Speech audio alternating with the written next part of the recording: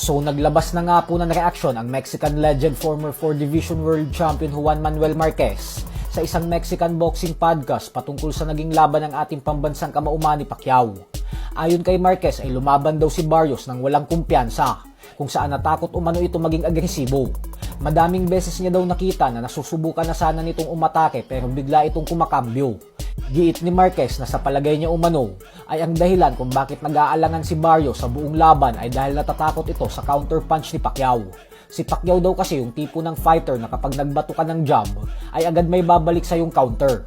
Alam niya daw ito kasi ilang beses umano itong ginawa sa kanya ni Pacquiao sa loob ng 4 na laban nila at natikman din daw ito ni Barrios.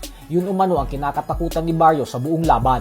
Hindi umano nahanapan ni Barrios ng paraan para basagin si Pacquiao dahil nawalan na agad ito ng kumpiyansa nang matikman nito ang lakas ng ating pambansang kamao. Pero sa championship rounds umano ay dito na lumabas yung pagiging agresibo ni Barrios at hindi na gaanong nakaporma pa si Pacquiao. Dito na din daw kasi lumabas yung pagiging 46 anyos ni Pacman kasi kitang-kita na umano na pagod na ito, kaya hindi na din ito masyadong umaatake.